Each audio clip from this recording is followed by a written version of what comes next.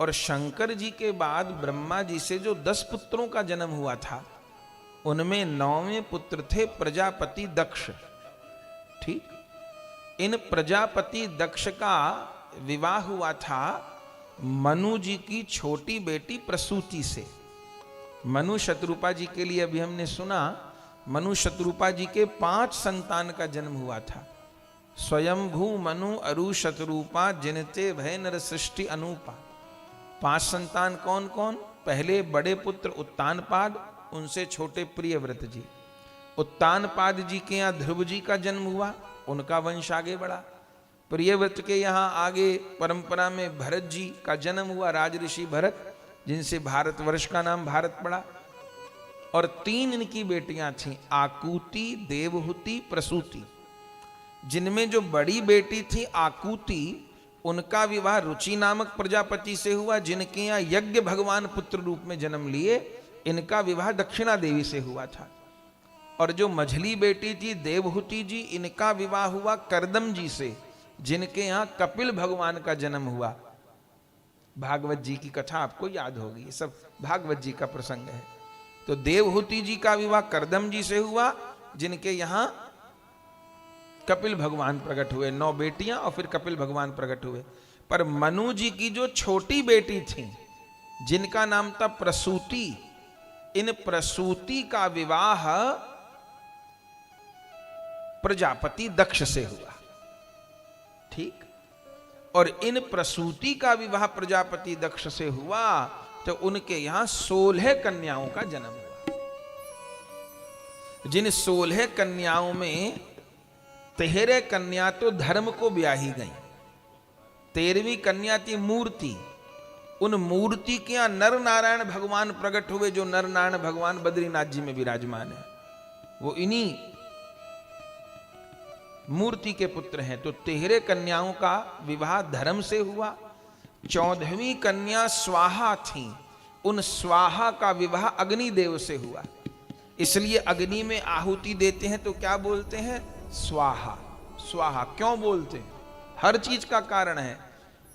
चूंकि प्रसूति की 14वीं कन्या स्वाहा है और उन्हीं का विवाह अग्निदेव से हुआ है, तो अग्निदेव स्वाहा कहने पर आहुति ग्रहण करते हैं, चूंकि उनकी ग्रहणी ही स्वाहा है, इसलिए स्वाहा स्वाहा स्वाहा। और 15वीं कन्या है स्वधा। इन स्वधा का विवाह हुआ पितरों से। तो आपने ध्यान दिया होगा, जब पितरों को आहुति दी जाती है, पितरों को तर्पण होता है, तो स्वाहा नहीं बोलते, स्वधा बोलते हैं। स्वधा। स्वधा क्यों बोलते हैं? क्योंकि स्वधा पितरों की देवी है, पितरों की गृहिणी है। पितृलोक स्वधा नाम से ग्रहण करते हैं। ये जो हमारा हाथ है, इसमें 4 तीर्थ हैं। ये जो हाथों का ये आगे वाला हिस्सा है, इसका नाम है देव तीर्थ।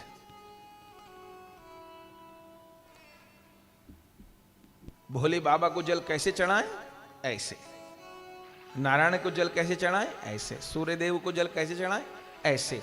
ये जो आगे वाला जो हिस्सा है, ये देव तीर्थ है, देवताओं को ऐसे जल दिया जाता है। और ये जो हथेली के बीच वाला हिस्सा है, ये प्रजापति तीर्थ है।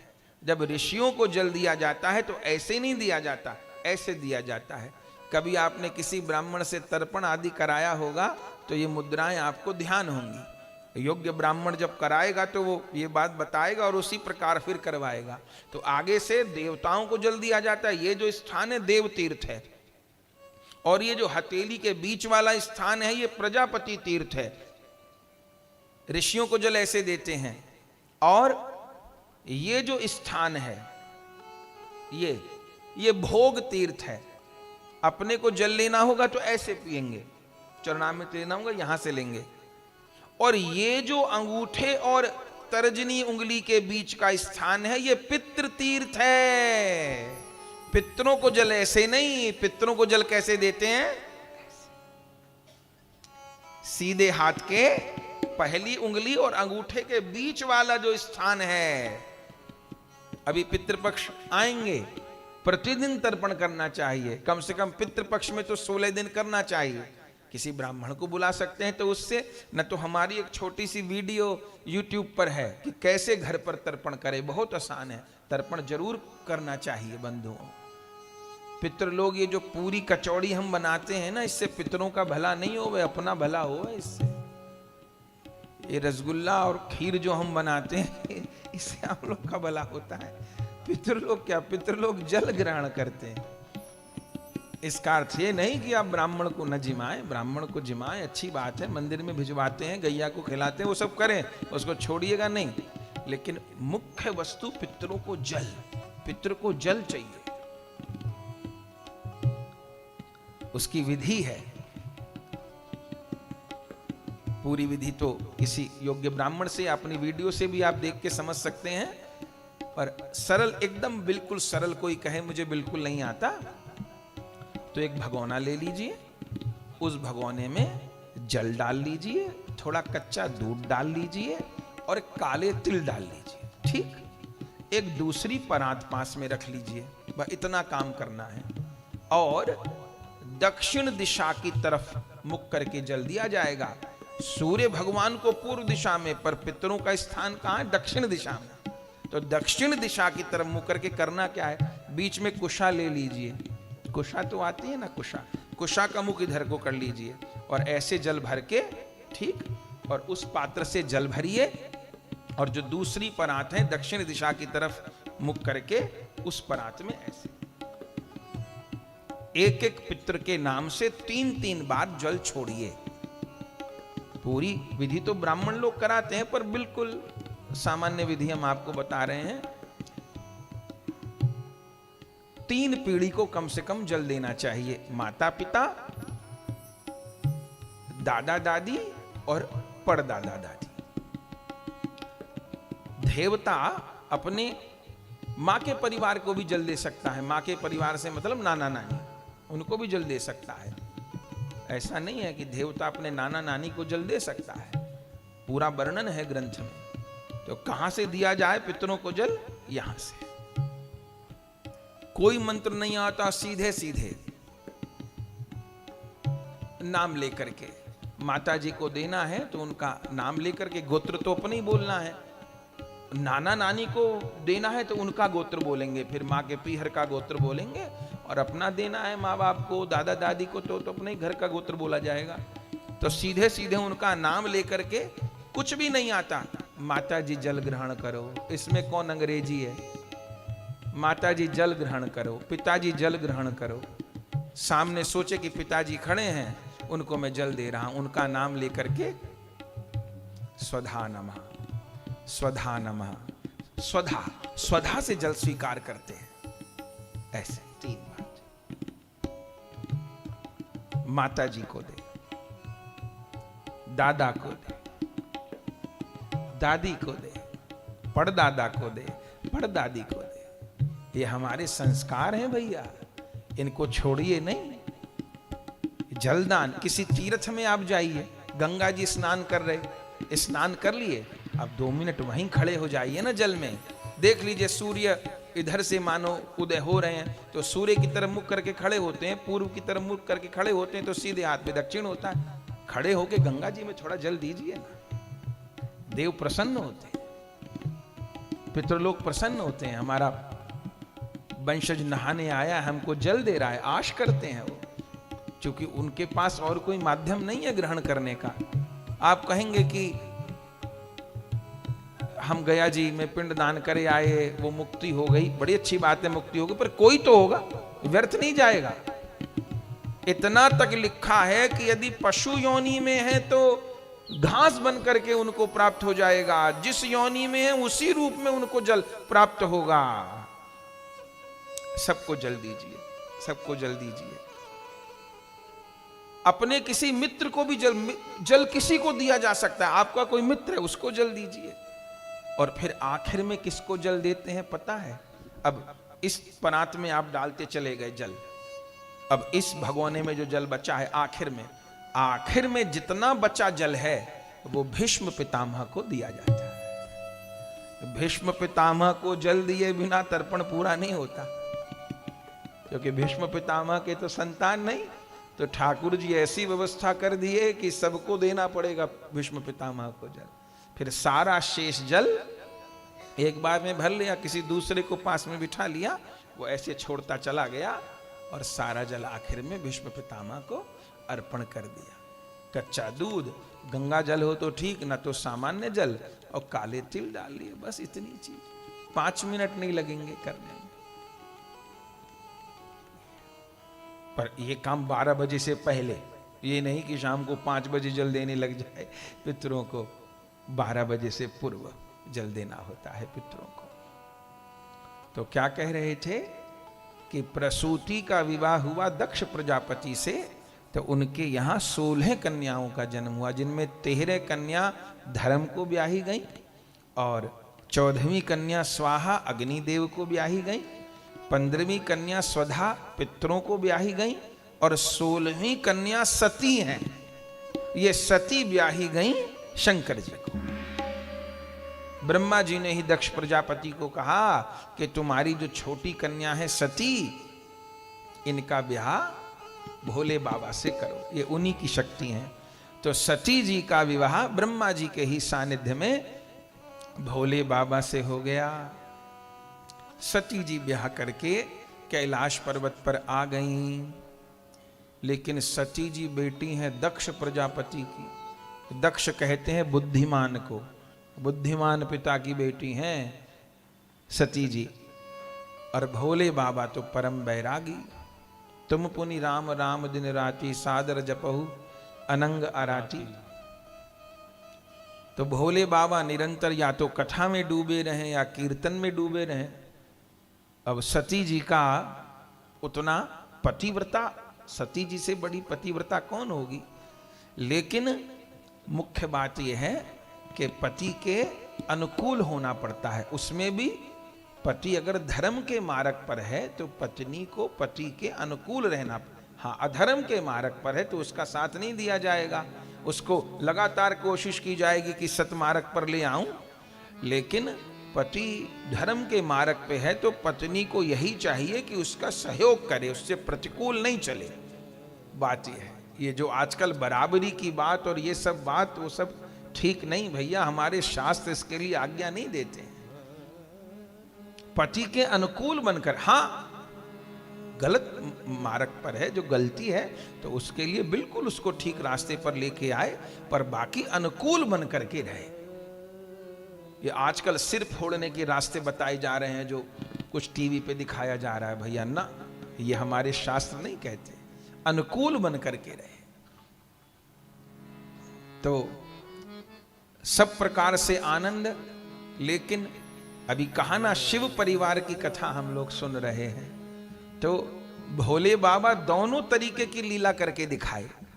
सती जी के साथ भोले बाबा वो लीला करके दिखाए कि परिवार में नहीं बनेगी तो क्या होगा, और फिर जब वही सती जी पार्वती बनी तो पार्वती जी के साथ वो लीला करके दिखाए कि जब परिवार में बनेगी तो क्या होगा। दोनों लीला भोले बाबा, परिवार में नहीं बनेगी तो क्या दुष्परिणाम होंगे, और परिवार में बनेगी तो क्या सुख परिणाम होंगे। तो सती जी का ब्याह हो गया, लेकिन सती जी दक्ष प्रजापति की कन्या है, तो उनका अपना तेज है। तेज में कोई कमी नहीं, उनके भाव में कोई कमी नहीं, लेकिन जैसी अनुकूलता भोले बाबा को होनी चाहिए वैसी नहीं हुई। क्या अनुकूलता? देखिए, एक सामान्य सिद्धांत है क्या, कि पति पत्नी को प्रेम दे और पत्नी पति को आदर दे। ये एक बड़ी छोटी और एक मोटी बात है। आप देखेंगे जहां पर भी विवाद है या कोई बात है, तो आपको 100% नहीं तो 80% ये दिखाई देगा। पति पत्नी को प्रेम दे और पत्नी पति को आदर दे। कहीं प्रेम देने में कमी होगी तो भी बात, और कहीं आदर देने में कमी होगी तो झंझट खड़ा होता है। तो बाकी सब ठीक, लेकिन भोले बाबा जिस कृष्ण कथा के रंग में रंगे हुए, जिस हरि नाम के रंग में रंगे हुए, सती जी उस रंग में नहीं रंग पाई। और भोले बाबा क्या चाहते हैं कि ये भी मेरे साथ भक्ति करें, मैं ध्यान कर रहा हूं तो ये भी ध्यान करें, और मैं कीर्तन कर रहा हूं तो ये भी कीर्तन करें, और मैं कथा कह रहा हूं तो ये भी कथा सुने। तो भोले बाबा कथा सुनाते हैं पर सती जी का ध्यान नहीं कथा। भोले बाबा कीर्तन करते हैं तो सती जी का विशेष सहयोग नहीं कीर्तन में, और ध्यान करते हैं तो उनका ध्यान में भी सहयोग नहीं। तो रुचि नहीं मिल पाती सती जी से। तो भोले बाबा विचार किए मैं क्या करूं। तब भोले बाबा ने सोचा शायद इनको मेरी कथा प्रिय न लगती हो, मेरी कथा प्रिय न लगती हो तो मैं किसी और महात्मा के पास इनको लेके चलूं तो शायद किसी और की कथा इनको पसंद आए। तो कहां गए, तो गोस्वामी जी ने भी और भागवत जी में भी संकेत किया गया, और शिव महापुराण में ये प्रसंग तीनों ग्रंथों में है, भागवत जी में भी और रामचरितमानस में भी और शिव महापुराण में भी। भोले बाबा ने सती जी से कहा चलो। सती जी को लगा आज बढ़िया बात है, भोले बाबा कहीं घुमाने के लिए ले जा रहे हैं। तो उनको सोचा कि कहीं घुमाएंगे, पर भोले बाबा कहाँ ले चले, बोले एक बार त्रेता युग माही, एक बार त्रेता युग माही, एक बार त्रेता युग माही, एक बार त्रेता युग माही, शंभु गए कुंभज ऋषि पाही, शंभु गए कुंभज ऋषि पाही, शंभु गए कुंभज ऋषि पाही, शंभु गए कुंभज ऋषि पाही, संग सती जग जननी भवानी, संग सती जग जननी भवानी, संग सती जग जननी भवानी, संग सती जग जननी भवानी, पूजे ऋषि अखिलेश्वर जानी, पूजे ऋषि अखिलेश्वर जानी, एक बार त्रेता जुग माही, एक बार त्रेता युग माही, एक बार एक बार एक बार त्रेता युग माही। एक बार त्रेता युग का समय था। भोले बाबा सती जी को लेकर के चले। कहां, बोले कुंभज ऋषि पाही। कुंभज माने अगस्त जी महाराज। क्यों गए, बोले अगस्त जी कथा बड़ी सुंदर कहते हैं, बड़ी सुंदर कथा सुनाते हैं, तो शायद इनको मेरी कथा प्रिय न लगती हो। देखिए अभी हमने प्रारंभ में सुना कि शिव परिवार की सब जगह पूजा क्यों होती है। अभी सुना ना कि छोटे से छोटा मंदिर होगा, किसी देवता का पूरा परिवार नहीं पूज रहा, लेकिन शिव परिवार पूज रहा है। ये शिव परिवार इतना महान क्यों हो गया?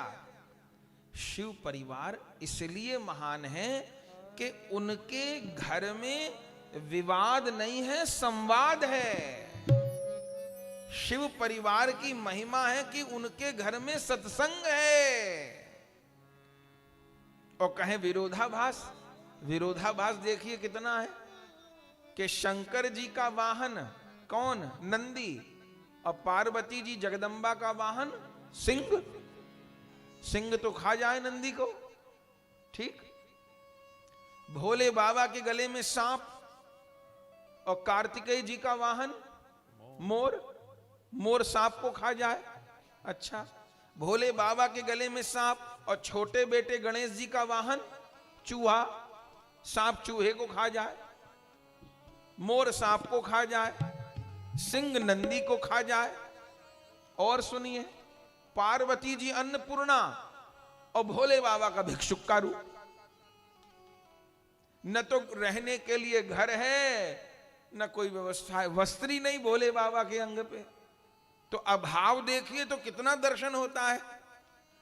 लेकिन इसके बाद भी कोई विरोध नहीं। ये तो नाटक मंडली आजकल जो बन गई ना, तो झूठी बात दिखाते हैं, गौरी शंकर की लाई हो गई, ये हो गया, सब झूठी बात है। किसी ग्रंथ में नहीं लिखा। गौरी शंकर के जैसा परिवार नहीं, किस लिए? वहां निरंतर सत्संग है। अभी हम लोग आगे सुनेंगे। गौरी शंकर के परिवार में 3 वस्तु हैं, और हमको भी गौरी शंकर के परिवार से ये 3 वस्तु ग्रहण करनी होंगी। वो 3 कौन कौन सी हैं? सत्संग, सेवा और सुमिरन। हम चाहें कि हमारा घर भी शिव परिवार के जैसा पूज्य हो जाए, आनंददायी हो जाए, तो सत्संग, सेवा और सुमिरन, ये 3 वस्तु हैं उनके परिवार में। निरंतर सत्संग होता है, सब लोग सुमिरन करते हैं और सब सेवा करते हैं। माने जिसको जो काम मिला हुआ है उसको भगवत सेवा मान